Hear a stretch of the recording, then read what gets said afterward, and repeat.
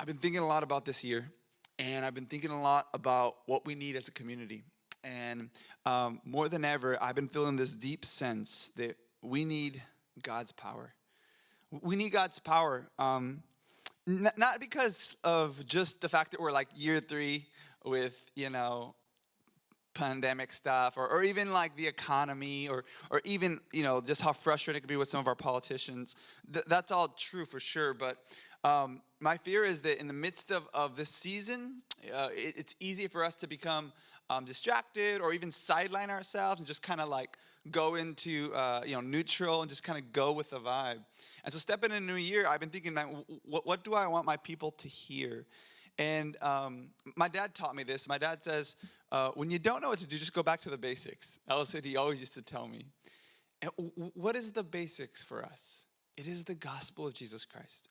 If you were with us on Wednesday, one of the things we talked about is our doctrine, what we believe, fuels and empowers how we behave, right? It's like the gas that keeps us going, or the energy, the motivation, the power, the resource, and it shapes and fuels who we are as a people.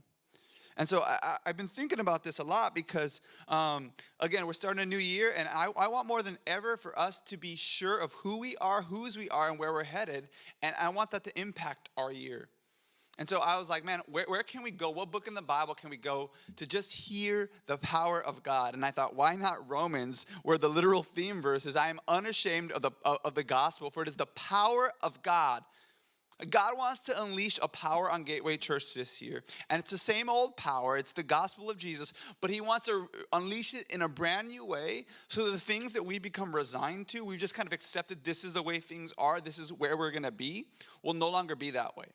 He wants to unleash a power to renew, revive, and correct us.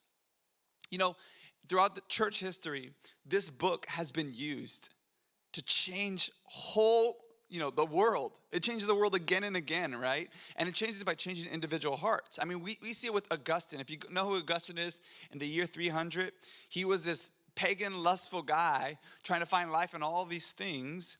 And one day he hears this preacher preach a sermon, and he just can't get it out of his head. He's trying to toss it out of his head. And as he's sitting in a garden one day, he hears these kids playing. It sounds like kids. He's not sure if it's a little boy or a girl saying, pick up and read, pick up and read, pick up and read. And he takes that as a sign from God to open his Bible, and he does.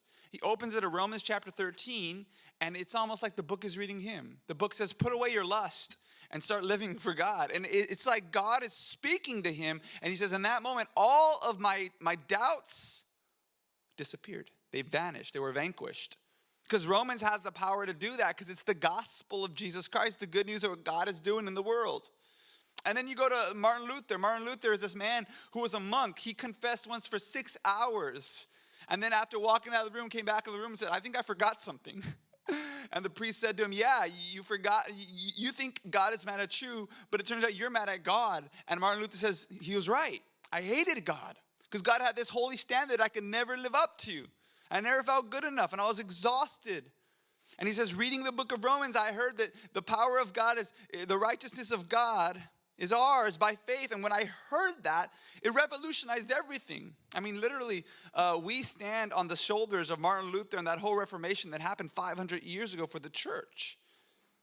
And what I know to be true, even in my own personal life, and in the history of the church, is whenever revival and renewal breaks out, many times it is because the word of God in the book of Romans is being unleashed on a people again.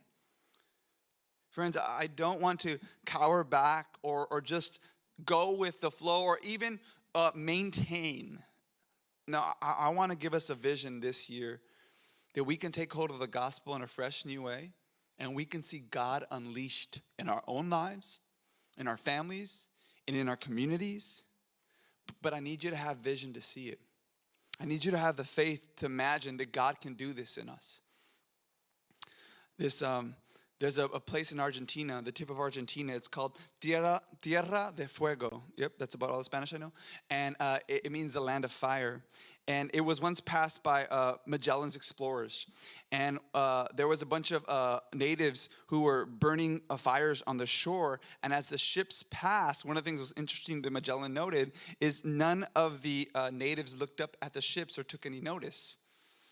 And later on, when they landed and spoke to the natives, how come you didn't acknowledge, even look at our ships? Here's what the natives said. The natives said, this was so different than anything we had seen before, anything we had experienced or even imagined. We couldn't explain or interpret the evidence passing right before our eyes. They had nothing to put a category in, so they literally thought it must be some sort of apparition, a ghost, a spirit, because they didn't know what a boat was. All right, could you imagine not even knowing what a boat is? And what I'm saying is, for many of us, we don't even know what the power of God can be in our lives because we don't even have the faith to imagine that things can be different than the way they are right now. We've just become resigned to seeing our lives move by us, powerless. And today, I have a word from God for you all, that God wants to eradicate the idea that he's relinquished control on your life or on your world. Today, we're going to hear the gospel of Jesus Christ over the next several months as we unpack this book. We're going to hear again and again and again how God is committed to rescuing his world and his people through the power of Jesus Christ. And it all starts with a man named Paul. He's the one writing this letter. Let's read what he says. He says, Paul. All right, let's stop there. Don't go too far, okay? Paul. He is a man who has been radically encountered by Christ. You guys know the story, but I'll remind you. Paul was the Bin Laden of his day, or like the Adolf Hitler of his day. I mean, he was just the scum of the earth of his day in many ways when it came to Christians, right? He literally would kill Christians. He would rally them up against Christianity. He hated Christ and his church, right? On his way to go kill and, kind of persecute some Christians, Jesus shows up literally in a vision to him, pushes him off his horse, right? I like to say he pushed him off his high horse. He literally does that, and Paul goes blind. At this point, Paul realizes that he's not the one in charge, that the guy who showed up and pushed him off his horse is. And Paul's life is so radically changed that he can even begins to describe it as like, I was dead and now I'm alive. I was lost and now I'm found. I've been made alive. It's like, I've been born again. It's kind of the language Paul's trying to put to what this experience was.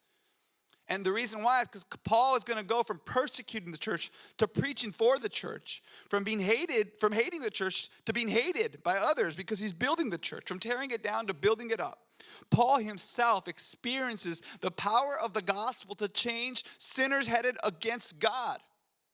See, when Jesus shows up, everything changes. What you thought was happening one way, all of a sudden Jesus shows up and your life changes. You guys know the story, right? Have you felt that? Have you felt Jesus show up in life and you're just like, I don't know how else to put together the information other than I was headed this way and Jesus encountered me and now I'm headed this way? I was Googling, like, who is the most hated man in the world? There's a lot of candidates, right? But how about this guy? You guys recognize this guy? His name is, that's nobody. That's a blank screen. This guy, you guys know him? Anyone? His name is Martin Shkreli. Even his name, right? He's called Farmer Boy, right? He's kind of this, what he is he's a 32-year-old hedge fund manager. And he runs his pharmaceutical company, right? And what he did to make everyone hate him is his company acquired the rights to this pill that cost about $13. And this pill was made in the 1950s, and it basically helps people with weakened immune systems to fight off this very rare disease, but specifically AIDS patients, all right? So he acquired this pill that cost $13 a month, and he basically raised it 5,000%, so now the pill costs $750 a pill, okay? And so he took this $13 pill and turned it into a $750 pill because he loves money. That's it. And when people came up to him, like on Twitter and social and just in general interviewers said, hey man, what are you doing? He basically was like, I'm doing what I want because I can. And he even smirked when a judge called him and said, what you're doing is wrong. This is a moral outrage. He smirked. And it was kind of like the meme on everyone's feed at that time when he was first coming out with this. He was so brash about and unapologetic about his way. Like, how does a guy like this, how could he ever be transformed? Is there any hope for someone like him? Because Paul was the spiritual equivalent of this guy. Like you look at him and you go, oh man, what a moral monster, right? People have called this guy a sociopath, a scumbag, right? Morally bankrupt. Like that was Paul. And when Jesus shows up and he just transforms this guy. I mean, in some ways, maybe Paul would make this guy look like Mother Teresa, right? The kinds of things Paul was doing. Paul is radically changed, and he's radically changed by an encounter with Jesus. Maybe sometimes in the church we kind of do a disservice because we put up like stories like Paul and like these really like crazy conversion stories, you know what I mean? Like, oh, I used to addicted to heroin and kill my mother, and I used to kick my cousin. And like we have these crazy stories, and maybe you're like, I'm just a regular pagan. Like I'm just like not a bad one, just like, I don't know, I had a regular story and then I met Jesus, right? Listen, I said this about a month ago when I was talking about Paul's story, but I just want to invite you, if in fact you think, well, I'm not that bad, well, guess what? Here's the truth. That's even better, because it means that God can reach you too. No matter what your particular sin preference is, if Jesus can save someone like Paul, he can save someone like you. If the power of God can radically rescue Paul, then it can radically rescue you. And how does Paul see himself? All right, because Paul is about to introduce himself to this church. The church is in Rome. It's the center of power in the ancient world, Rome is. And Paul's never been to this church. In fact, Paul didn't plant this church, and we don't even know who built this church. A lot of people think in the book of Acts when the Holy Spirit fell, that it fell on some Roman people, and that they went back out and planted churches in their home space. We're not sure. But here's what we do know about Rome is it's very fractured, that there's Jews and non-Jewish people, and there's a lot of tension in that community. And we also know that there's a lot of random churches spread out throughout Rome. They don't really necessarily get along, so there's a lack of unity. And Paul's like, can the gospel bring all these churches together?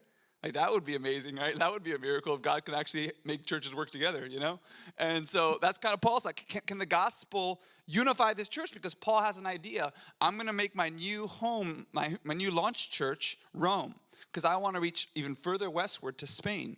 And so Paul's mindset is, I want to see God unleashed in this community because I want the gospel to get out further and further and further.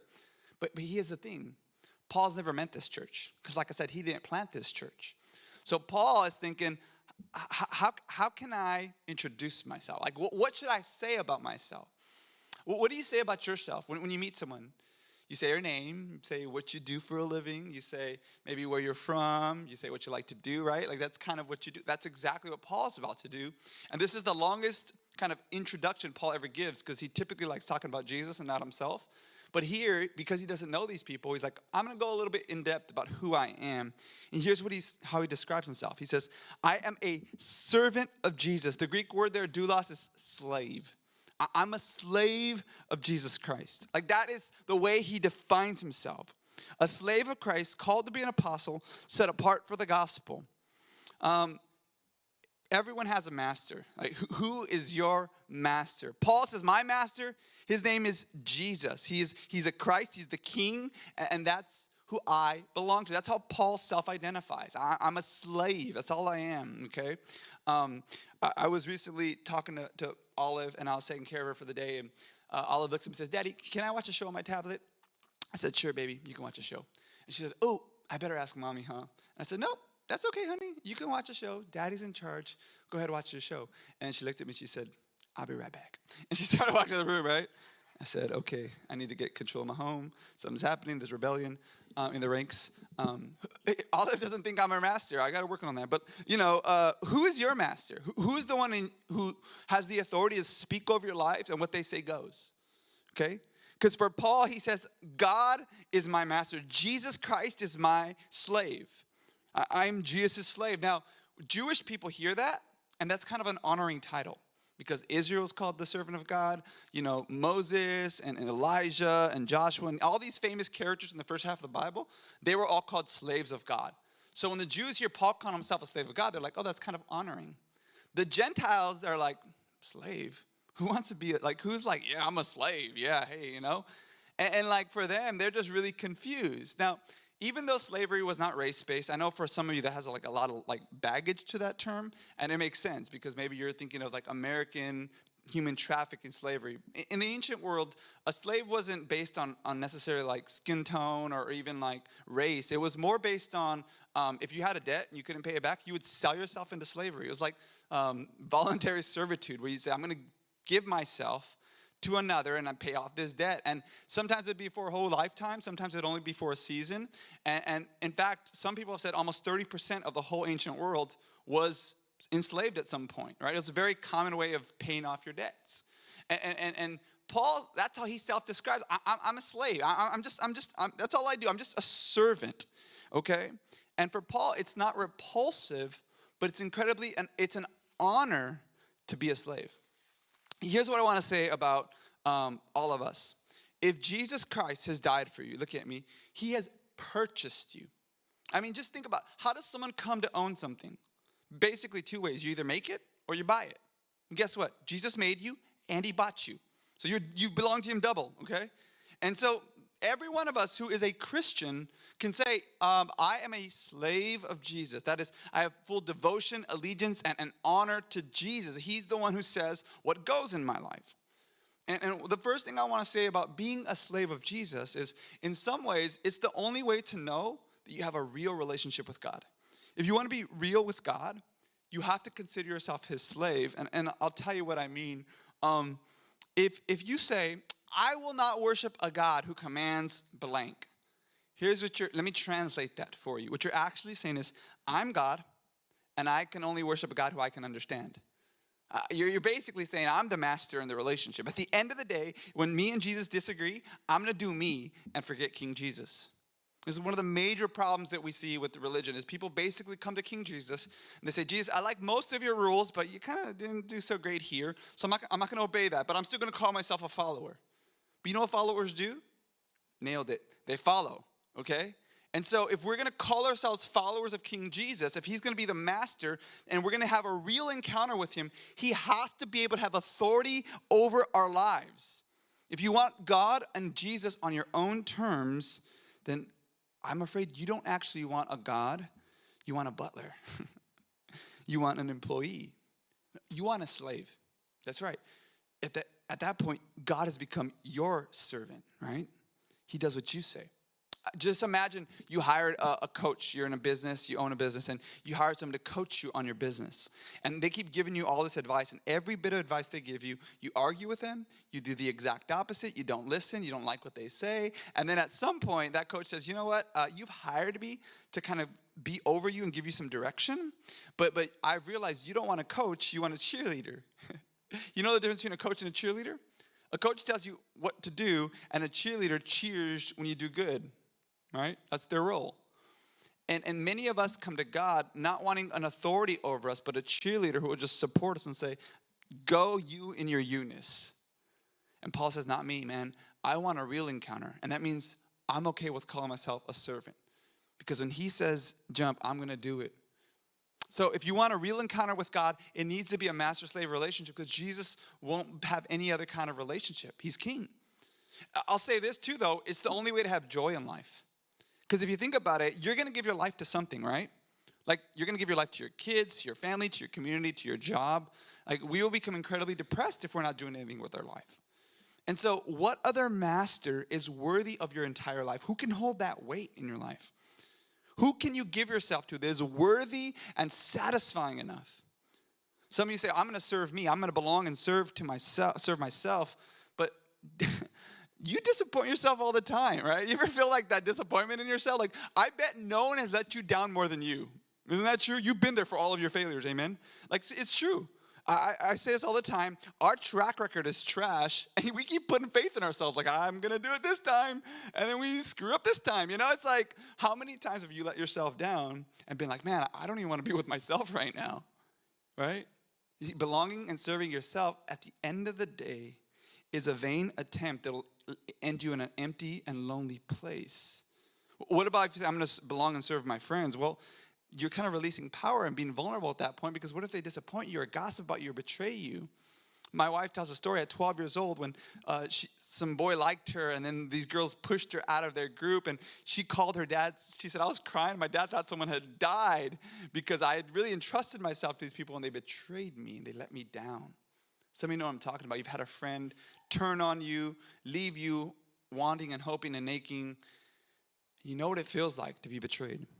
If you give yourself to a partner, same thing. They can cheat on you, leave you, die, right? I can't tell you how many people say, Pastor Joe, I gave my life, my best years to my spouse, and they didn't care.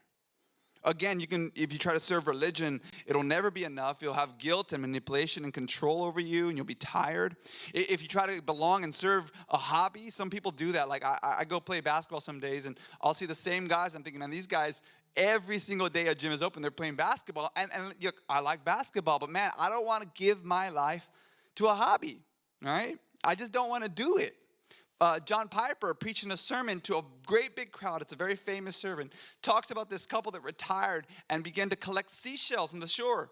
That's what they were doing. And he read an article. And you know what he says to this crowd? He thunders, "Don't waste your life." Friends, giving yourself to a hobby is so shallow for the dignity that God has created you for. God has eternal purposes for your life. Look, we live in a society that is filled with meaninglessness and boredom and a sense of purposelessness. And I'm convinced that if you feel meaningless and purposeless, it's because you're not in service. Because when you realize and connect your destiny to God's, you've been elevated and transfigured into this position of incredible meaning. If you try to serve your kids are going to disappoint you. You're going to disappoint them. It's crushing. Jesus is the only master that if you choose him, he's kind. He's relationally fulfilling. He'll never take advantage of you because you have nothing he needs. He's faithful. He won't cheat on you. He won't abandon you. He's willing to die for you. I mean, he means it when he says, "I love you," and it is finished, right? So like, you're not going to disappoint him, and he's never going to be so disappointed in you that he's going to leave you aside. Jesus is the only master, I'm telling you, who can carry the weight of being your final authority. It's true. You want real joy? You need to be a slave of Jesus. Here's the other thing.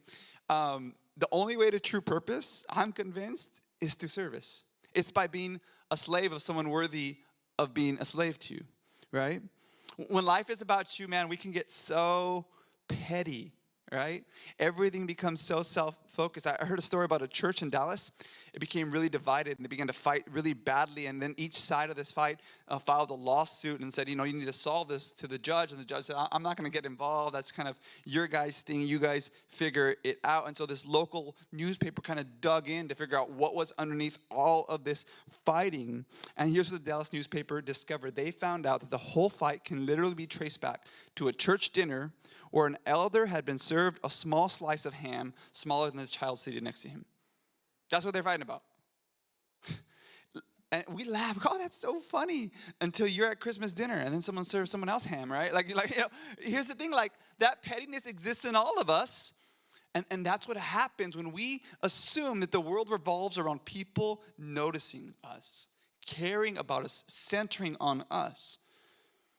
But that's such a small life. And Jesus has called us to center ourselves on him, to put our lives in service of him and others. Jesus, it's crazy. A bunch of disciples, his followers, get around. And you know what they're asking? They're literally around the king of the universe. They're thinking, "Who's the greatest among us?"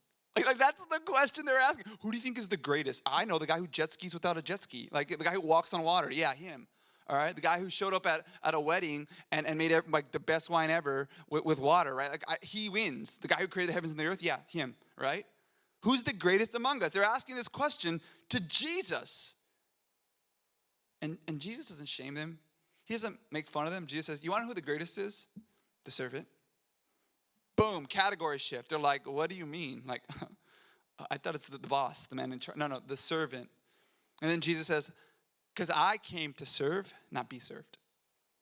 See, the purpose that God has given us is that we would be in service. And when our lives shrink to be all about making ourselves comfortable, making ourselves happy, making ourselves safe, we've forgotten our very calling to be slaves of God. Okay?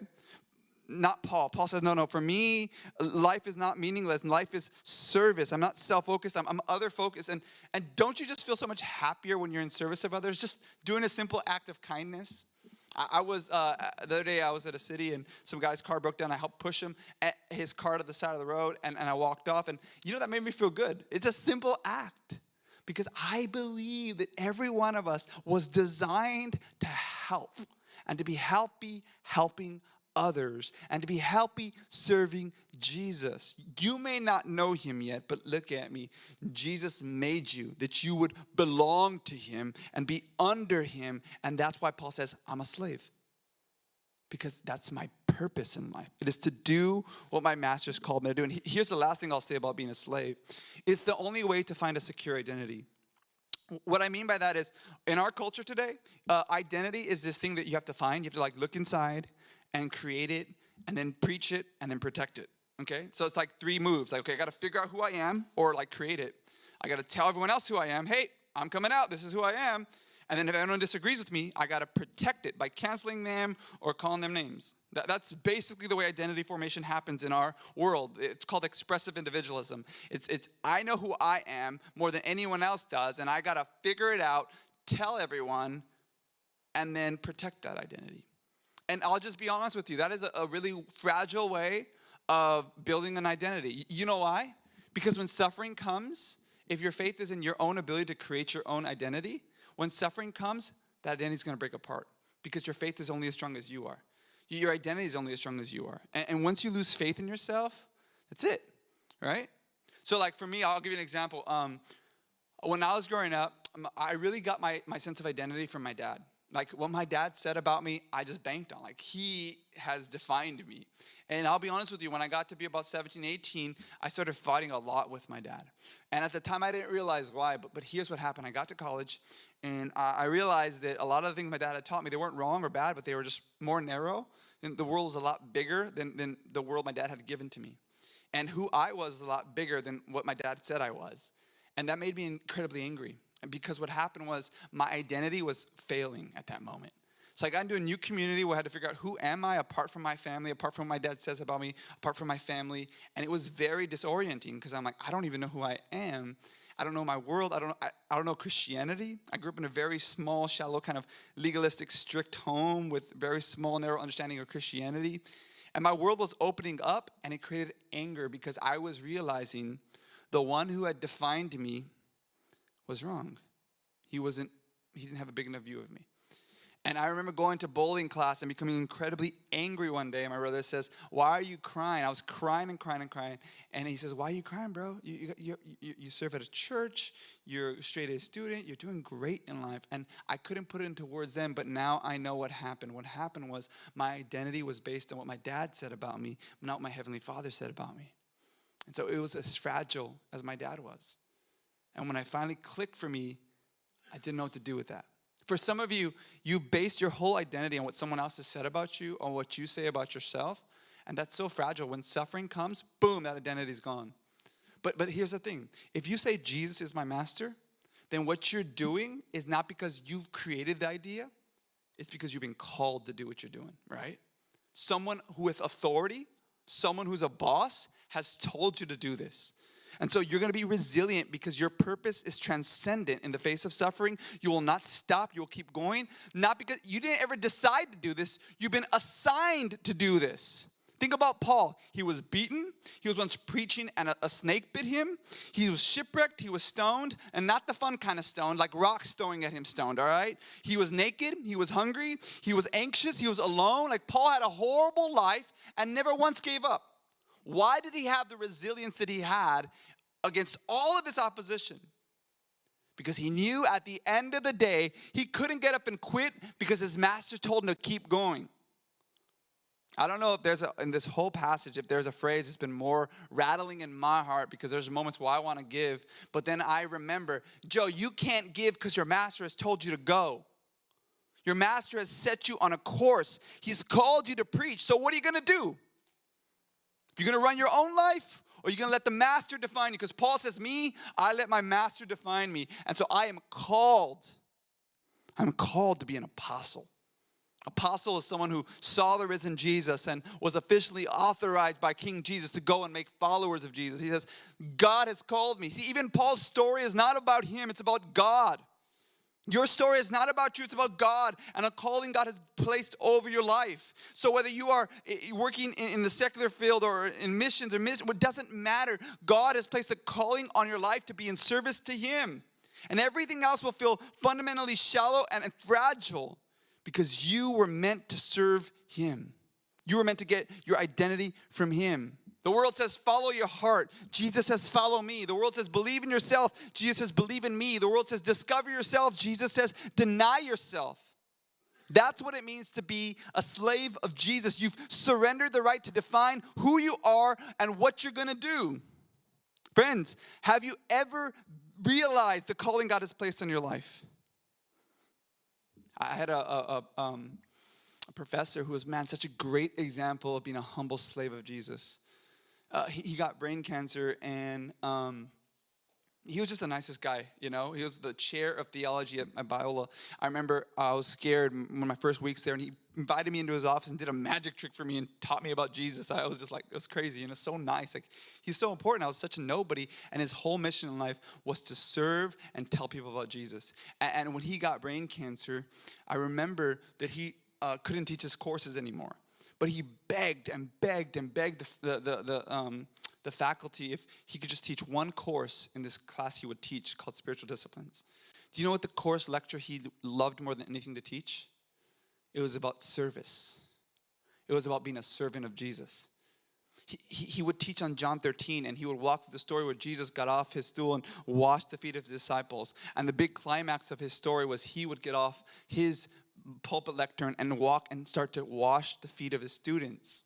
That was the whole thing he wanted to do. Even dying with cancer, he thought, I just want to make sure I serve my students and to get this lasting impression that I belong to another in spite of death that is coming. And here's the thing, when he taught the class, he couldn't even remember his sentences. He had a helper with him, and he was fumbling through his words and ideas, and the lecture made no sense. But it was one of the most impacting lectures I've ever sat in, and I'll tell you why. Because when time went over, he didn't even realize it was up. So the aide had to come to him and say, time is up, and he began to weep. And they said, Jim, why are you crying? And he says, because I haven't got to wash anyone's feet yet. And so he looked at the class and begged us, would you let me wash your feet before you go to your next class? Yes, I will let you do that. A man so owned by God, so belonging to God, that in the face of death, his biggest concern is that he would leave a lasting impact on his students. That we, at the end of the day, are merely servants. That's Paul. I'm a servant, and I'm called to be an apostle, official messenger, set apart for the gospel. Friends, you've been set apart for the gospel. You have a story to tell. You have a message to tell. What is this message? Well, it's called the gospel of God. The good news of God. That God has news, not advice, but news that you need to share. This word is used sometimes in the Old Testament. For instance, in Isaiah 52:7, one of the most beautiful passages, I love this verse, mentions it. It says, how beautiful upon the mountain are the feet of him who brings good news, who brings peace, who brings news of happiness, who publishes salvation, who says to Zion, your God reigns. Here's the idea. The people of God at this point, they've been taken over by a foreign nation, and they are in what's called exile. Their temple's been taken away, their religious freedom, their ability to be home is taken away, all their rights and privileges. They are just completely invaded. Their whole sense of identity is gone. And the idea is when you are at war with another nation, you didn't have like Twitter or like telegrams or something, right? Like, how did you find out how the war was going? Well, when the battle was over, a messenger would be sent home, and he would come running. And his job was to run as fast as he could to the homeland to tell them how the war was going. That was his whole job. So he would come, and what would happen is there'd be watchmen who'd be watching out from the city gates, watching out, waiting for the news to come. And the watchmen, as they looked out, based on his feet, they could tell if it was news that was good or bad, news of loss or victory, survival or surrender. They could tell if we had won or lost based on his feet, because if they had lost by that last half mile, man, that is the longest half mile of the whole journey, because you know you're about to get home and say, guys, we've lost. It's over. Our rights are gone. Our kids are dead.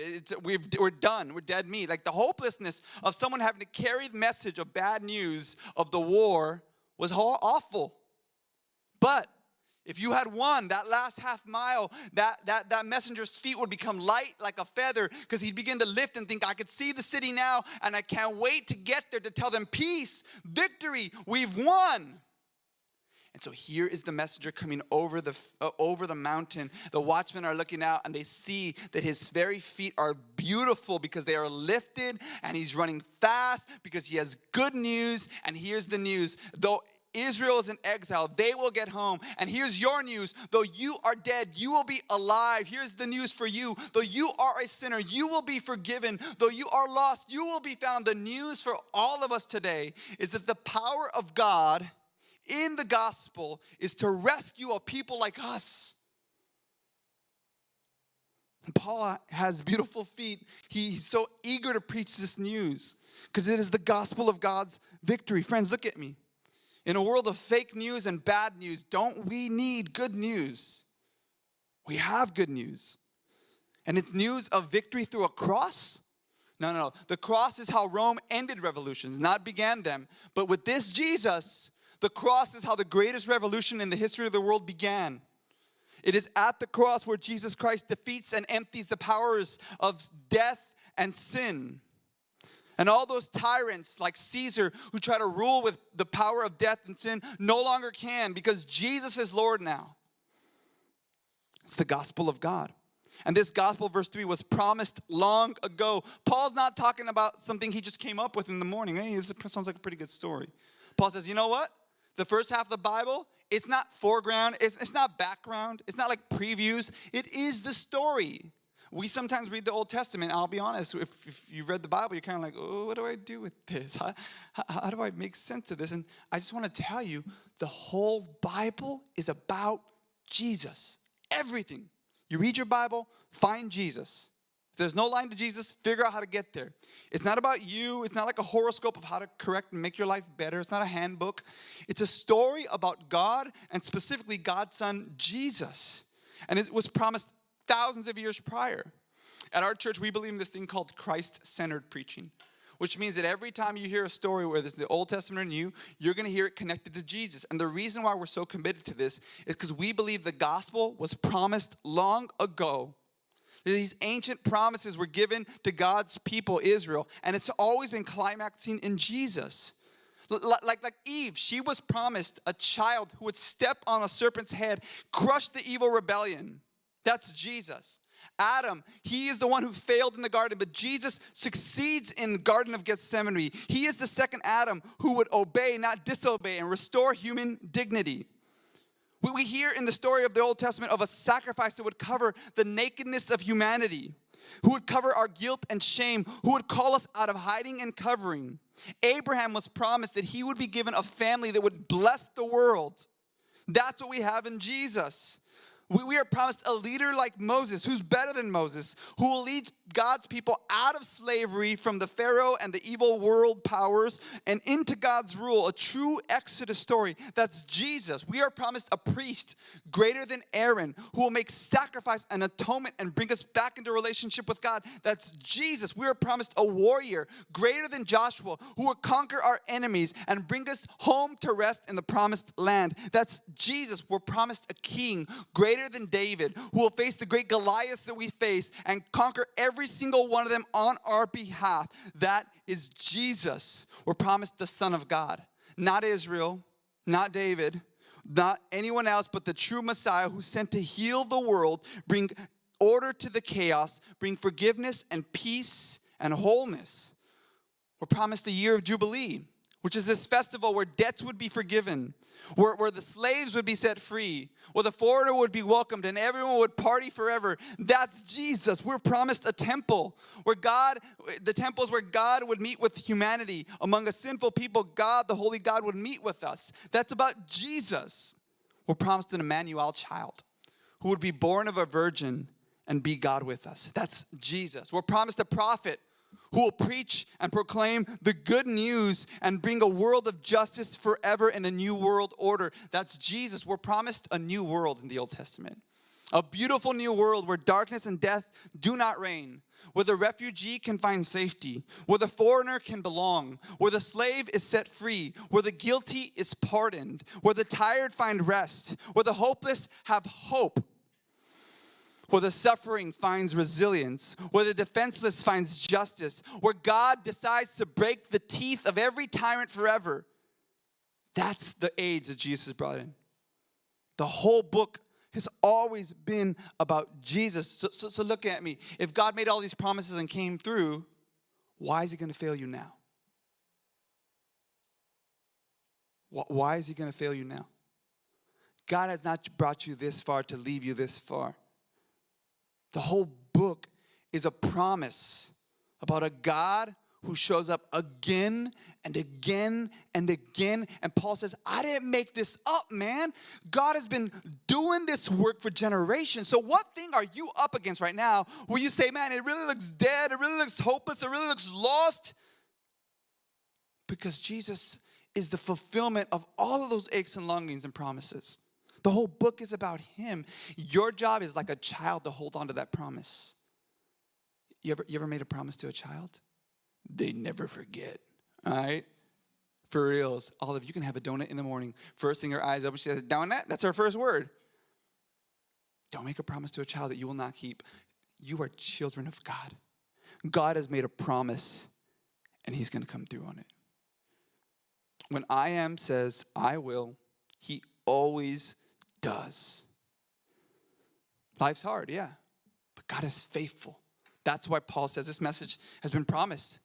And he says it's concerning the Son of God who descended from David according to the flesh. So what about this son? Well, he's truly human. He's not just God, he's God in the flesh. In every respect like us, yet without sin. He's descended from David. What does that mean? Well, it means what I just told you, that he has a family history that goes all the way back to the first King David, who was promised, there's going to come another king in your family who's going to heal the world. That's Jesus, right? He's the one who came from the family line of David. This is very important, by the way, in the book of Romans. I'll tell you why. In AD 49, this emperor named Claudius decided to kick out all the Jews out of Rome. So all the Jews had to leave Rome because they were causing like trouble and stuff. And so we're not sure how many left, but we know that there was this rule that if you were Jewish, you were kicked out of Rome. 5 years later, that guy dies, and the Jews are allowed to come back into their homeland. Okay, this is incredibly crucial for reading the book of Romans. Here's why. Imagine a bunch of Jews started a church, okay? And they're doing things in just a Jewish way because that's how they do things. Even if they believe in Jesus, it still feels very messianic and Jewish. And then all of the leadership is forced out of your church. And so you start looking around, there's only Gentiles, so you put them into positions of leadership, okay? You're going to be our kids ministry, or you're going to be, preach on Sundays, you're going to be our worship leader. Everything is different, and it feels different now because you're moving away from your Jewish roots towards the more Gentile way you do things. Both believing in Jesus, just different cultures. And then 5 years later, all those old leaders come back, and they're like, all right, thanks for keeping the seat warm. We're ready to rule again. We're ready to be in charge. And the kids ministry leader is like, who's going to tell him? Who's going to, no, I'm not going to, that's not it's not going to happen. So there's a great tension because the old leaders, the new leaders are kind of fighting. So the Jews are like, let's do it this way. The Gentiles are like, why would we? No, we're not going to, no lambs at church. We can't sacrifice. No, we're not going to do that. Like everyone's just arguing and confused. And Paul says, the gospel comes from the line of the Jewish people.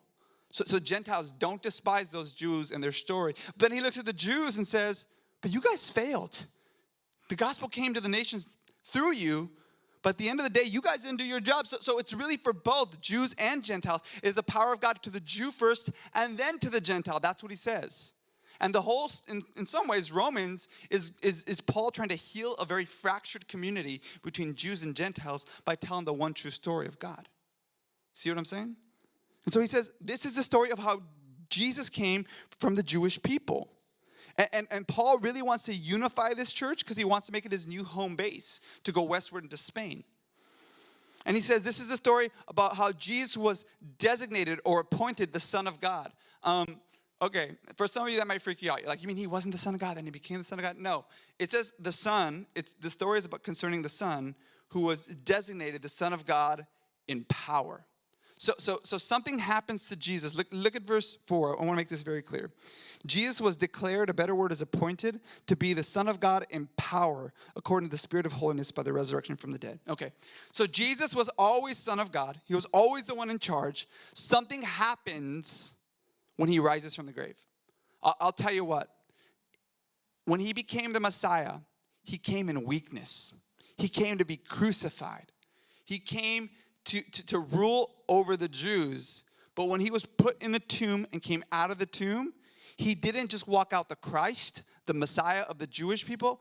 Look at me. When Jesus came out of the tomb, he became Lord of the world. You say, what do you mean, Pastor?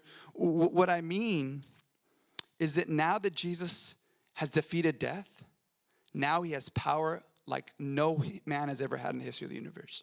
Because death no longer has power over him. Okay. Where is Paul writing this letter to? To Rome. Who's in charge at Rome? Caesar. You know what Caesar would call himself? Kairos, Lord.